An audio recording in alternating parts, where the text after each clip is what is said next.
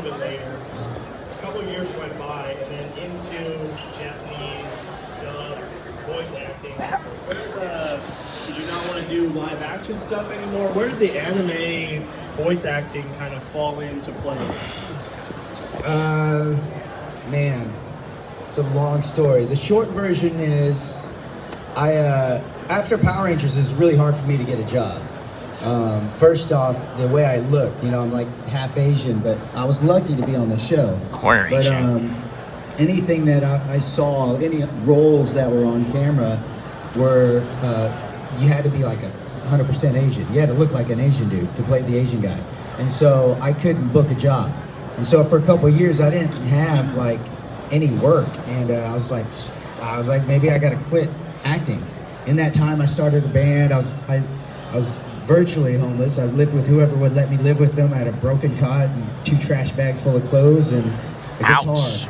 And so I wasn't sure what to do. I started a band, and then thankfully the stunt guys, we had a Japanese stunt team. They wanted to shoot an action movie, and so they had their own Japanese camera, but the audio equipment was American, and so it did not. When they were recording the audio, it didn't sync up because of either the frame rate or something. It just didn't sync up, so I had to dub myself for this movie. It's an action movie.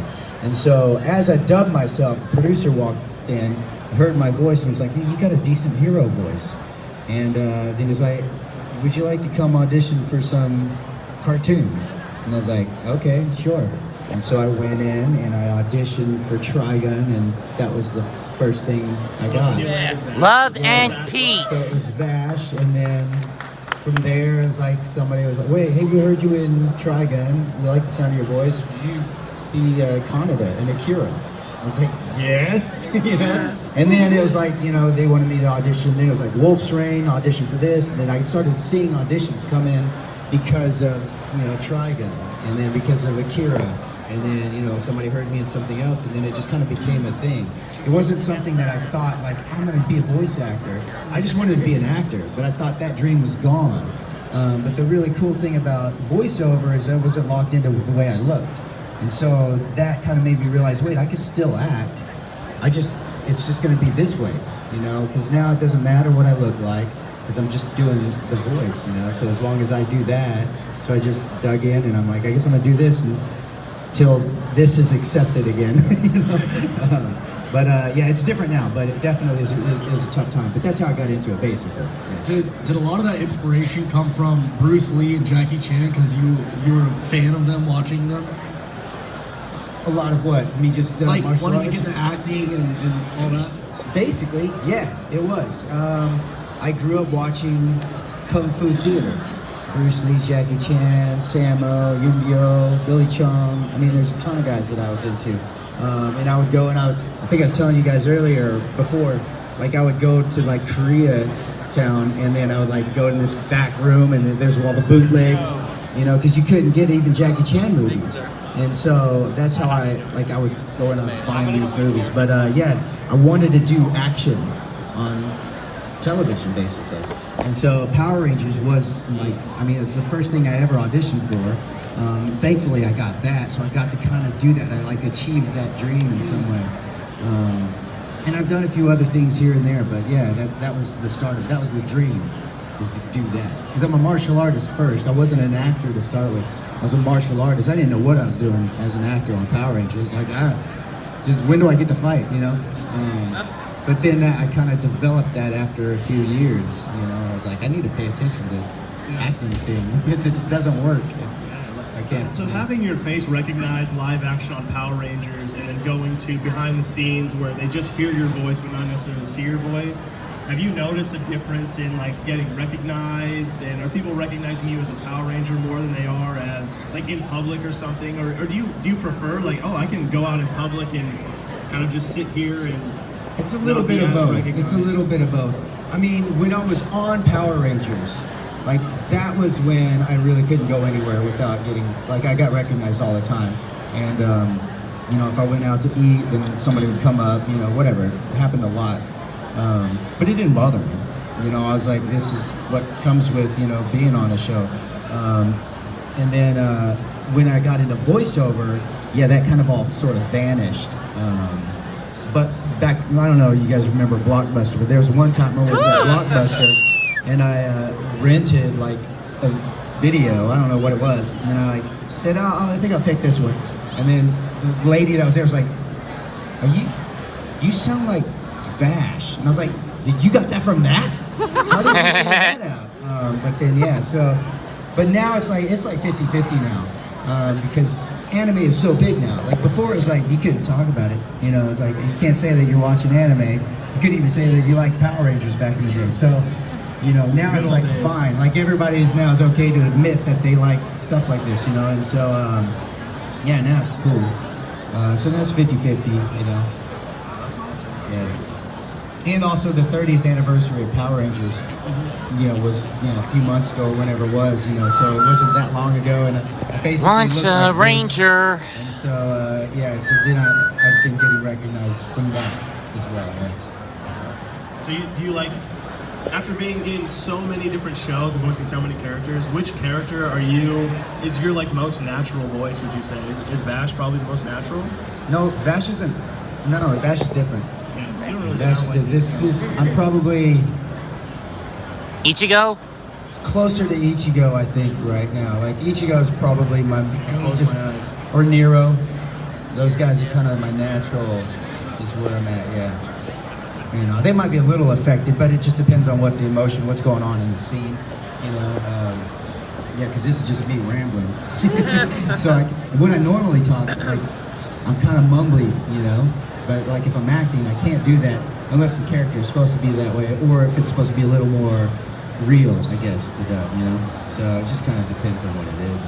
Ichigo, I think, is probably more like me. Nero, there's more of this natural tone, I think. Yeah, so like you did mention like, you know, that brief period after Power Rangers, you were doing music. Like, were you having to do odd jobs to kind of like do along the way before landing a lot of all these like famous roles you've done? Yeah, 100%. I did. I mean, listen, you know, I could have let my pride take over, and then I would have, you know, that would have been stupid. You know, I did everything, whatever I could do. I tried to become a personal trainer. I like sold memberships. I sold furniture. I worked at a law firm. I was like doing whatever. I painted people's houses. Because and then I would get recognized, you know, and I'm like, oh gosh, this is embarrassing, you know. But that humbling, I think, is very important. Like I constantly self-check, you know, all the time, you know. I feel like it's easy to get a big head, you know, and so for me, I've got to constantly remind myself that you're nobody. You're just a regular person, and you know, the moment I start thinking I'm somebody, like I'm gonna have a problem, you know what I mean? I'm not better than anybody else. I'm just like any one of you. I've just got, you know, I get to do something that's kind of fun. I enjoy what I do, you know? So I'm just fortunate. That's incredible, man. I mean, a lot of us have followed your journey, and we're still following it today. It's incredible to see that you've been doing this for so many years. Like when you go on to playing a role like Ichigo or even Sabo, who we don't know how long that role will go. I mean, is that what's kind of your thought of just like doing a role that could just go on for 15 the one he took years over or from so? Vic after the whole controversy about the loot. Like doing the Dragon Ball, like the shorter all behind the anime scenes stuff? stuff got out. You know, I don't know if I don't have like one that I'm like, I need to just do that. It's Secret like I just gay want to do record- stuff where the homoerotic character, the show recordings. is it's just good. I want to do good things, you know, and I want characters that have a lot, you know, of heart, you know, or something, you know, that there's a purpose, you know. And it really just so it depends on the story, it depends on the character, it depends on the show. I'm up for just about anything, you know. It just depends on like what it is, you know. I don't want to do some like guy in yellow, you know, in the background or something, you know. And I've done that, and I still do that, but it's not like my favorite thing. I do that all the time. Like I work on, you know, even like in Bleach, occasionally I might have to. I'm some Soul Reaper guy, you know, that's gonna go die, you know. But most times in Bleach they don't do that to me. But in, you know, I just enjoy it. I enjoy acting. I enjoy being a part of something and bringing it to life. it's just super fun. You know? That's good. It's good. That's good I that get you lost enjoy in it. I get lost in it a lot too. You know, I start not like not method, but I do get lost in it though. Like I feel the emotion of the characters. I feel the moment. You know, and it just and it feels right. You know, as long as I can keep that, then I know things are right. Usually, if it's not hitting the way it should be, then I say, hey, can you do that again? Go back. Can you take a step back? Is there like a preference between like live action based like acting versus voice acting? Do you have a preference for which one you like the most? I like them both. Again, it just depends on the project, the story, the character. The nice thing about voiceover is you get scheduled for whatever time. Right? Maybe you're gonna work 4 hours in this day, 10 to 1. You show up at 10, you start working at 10. And you keep working. You have some breaks to do in, close to 1 o'clock. You know. But if you're doing on-camera stuff, you show up early. Probably like 5 in the morning. You sit around, you wait your turn until you have to go get makeup, wardrobe first, and then makeup, and then you wait around. They're setting up everything. You go in, you might rehearse, a bit, or walk through the scene, and then you go wait. And then when everyone's ready, you get called in. You do the scene a few times, and then you go change for the next scene, whatever it is. There's a lot of sitting around and waiting, and so there's a lot of you kind of you gotta get back into character. And so whatever's going on, you have to find that place again, whereas voiceover, you stay in that place, and you're still that character where you're just there. I do like that about it. I like them both, but I don't like the sitting around, I guess. Some perks and cons to yourself. For sure, yeah, absolutely. I think we've got about 10 minutes left. I feel like we should maybe 7-ish minutes left. I think it'd be an awesome time. Maybe open up the floor for some fan questions. Yeah, let's see what they got. Hello, good afternoon. I was going to ask, given the revival of the Trigun fandom with the release of Trigun Stampede, is there anything that surprises you about the fandom right now? That there are still fans. Sometimes something like that was so long ago, I just feel like people have forgotten it, and then once it was back, it was just nice. It felt good. It was like, how do I put it? It's like, first off, it was like Trigun, Vash, it's like an old friend, so being able to go back into that character is like, you just pick right back up, it's that kind of friendship, and I just felt like, oh man, I love Vash, I love Trigun, and I was excited that they actually asked me to come back, so I was super excited about that, and then I was curious what fans were going to think, because it is a little bit different, it's a little more serious, a little darker, but it's really good. It's just different, but it's really good. And I'm happy about it. I'm glad that the people that are watching it are enjoying it. Because the second season is going to be probably even better and break all our hearts. But I think it's a really good show. Yeah. That's awesome. And just one thing to leave you with is, I think Vash is unforgettable, and especially your performance as Vash. I think your voice is truly the soul of Vash, and that's something that will always live on, no matter how much time passes. Thank you so much. I appreciate Thank you for your time. Okay, 2 questions, Johnny. One, we all know you did Jonathan Joestar and JoJo Part 1. In the off chance that Part 7 gets made, we all know Pat Seitz is coming back for Dio.